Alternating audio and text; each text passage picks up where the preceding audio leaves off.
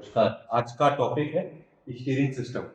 आज के टॉपिक में हम जानेंगे स्टीयरिंग सिस्टम क्या होता है और ये पॉइंट्स हम डिस्कस करने जा रहे हैं। डेफिनेशन, प्रिंसिपल, फंक्शन, रिक्वायरमेंट और कंपोनेंट। तो पहले हम देखते हैं कि इसकी डेफिनेशन क्या है। स्टीयरिंग सिस्टम वह मैकेनिज्म है जो गाड़ी की डायरेक्शन को चेंज करने का कार्य करता है। अब ये करता कैसे है ये हम जानेंगे इसके प्रिंसिपल में। प्रिंसिपल स्टीयरिंग सिस्टम का है कि it is work on the principle of to convert rotary motion of steering wheel into the angular movement of front wheel। अर्थात जो स्टीयरिंग व्हील के जो रोटरी मोशन है उसको अगले पहिए फ्रंट व्हील की एंगुलर मूवमेंट में कन्वर्ट करना, ये होता है स्टीयरिंग सिस्टम का principle. Now we will discuss about functions. एक अच्छे स्टीयरिंग सिस्टम में क्या क्या फंक्शन होने चाहिए ये टॉपिक मैंने यहाँ पर कवर कर दिए हैं। डेफिनेशन आपको मैंने बता दी है, प्रिंसिपल मैंने बता दिया है। अब मैं बात करूंगा आपसे स्टीयरिंग सिस्टम के फंक्शन के बारे में। तो इसके दो मुख्य फंक्शन है। पहला जो मैंने जो बताया आपको, इसका जो कार्य होता है प्राइम वर्क इसका है कि गाड़ी की डायरेक्शन को चेंज करना as per the requirement of driver and as per the condition of road. जैसे रोड टर्न लेगी उस स्थिति में जो है आपको इसका स्टीयरिंग का कार्य है कि गाड़ी की डायरेक्शन को चेंज करने का कार्य करेगा। सेकंड आता है इसका जो सेकंड बहुत महत्वपूर्ण कार्य इसका है, जो ज्यादातर लोग जानते नहीं है, वो है डायरेक्शनल स्टेबिलिटी प्रोवाइड करना। अर्थात जब गाड़ी की स्टीयरिंग व्हील फ्री है, ठीक है, उस अवस्था में गाड़ी को स्ट्रेट करने में डायरेक्शन स्टेबिलिटी प्रोवाइड करने का ये कार्य करता है। ये इसका बहुत ही महत्वपूर्ण कार्य है।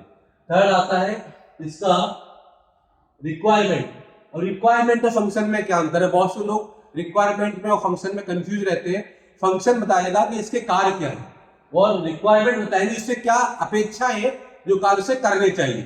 ठीक है, पहला इसका जो बहुत महत्वपूर्ण इसका जो रिक्वायरमेंट है वो है इजी टू ऑपरेट। ठीक है, मतलब इजी टू ऑपरेट क्या, इससे आप क्या समझ रहे हैं? इजी टू ऑपरेट का मतलब है कि इसको ऑपरेट करने के लिए मिनिमम फोर्स की आवश्यकता, मतलब आप उसे बहुत इजीली ऑपरेट कर सके। ऐसा नहीं है आपको स्टीयरिंग सिस्टम को जो है घुमाना है तो आपको अत्यधिक फोर्स लगाना पड़े, तो वो आज के टाइम पर सही नहीं है। आप बहुत ही इजीली बहुत ही मिनिमम फोर्स के साथ आप उसे अगर जो है ऑपरेट कर सके, ये इसकी one of the prime requirement है। सेकंड है it should be accurate, very accurate. It should be very accurate, मतलब ये एक्यूरेट होना चाहिए। आप जिधर मोड़े उधर मुड़ जाए, ऐसा नहीं है कि आपने टर्न दिया है वो कहीं और मुड़ रहा है, तो एक्यूरेट सिस्टम नहीं माना जाएगा। एक्यूरेट सिस्टम वो होगा जहां पे आप टर्न करना चाह रहे हैं गाड़ी उधर ही टर्न हो। ठीक है, थर्ड इसका आता है, इसकी जो महत्वपूर्ण रिक्वायरमेंट है वो है कि it should have self centring effect. अर्थात जैसे ही स्टीयरिंग व्हील को फ्री किया जाता है, स्टीयरिंग व्हील स्वतः अपने सेंटर पे आ जाए, ये एक अच्छी स्टीयरिंग सिस्टम मानी जाएगी। नेक्स्ट आता है it should not transfer the force and jerk developed due to the road condition. मतलब जब गाड़ी रोड पे चलेगी तो रोड की जो स्थिति है, रोड का जो स्ट्रक्चर है वो हर जगह जैसा नहीं होता है। कहीं गड्ढे हैं, कहीं बम्पर है, ठीक है, तो उसकी वजह से क्या होता है, जब गाड़ी स्पीड में उसे क्रॉस करती है उसकी वजह से जर्क और फोर्स प्रोड्यूस होते हैं।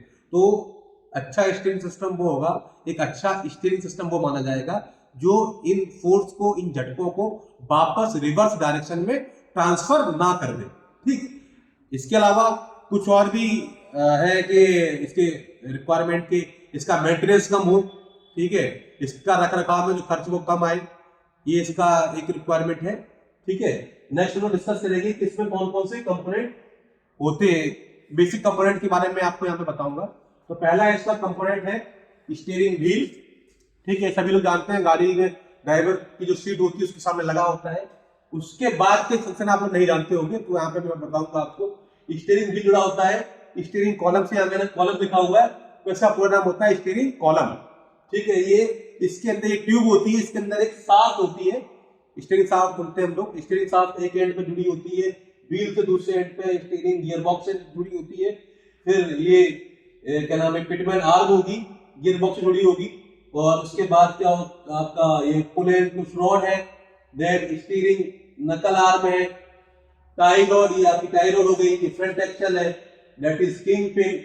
और ये आपका पूरा स्ट्रक्चर है स्टीयरिंग सिस्टम का। ठीक है, अगले वाले जो वीडियो होंगे वहां पे मैं आपको बताऊंगा कि स्टीयरिंग गियर बॉक्स कितने प्रकार के होते हैं।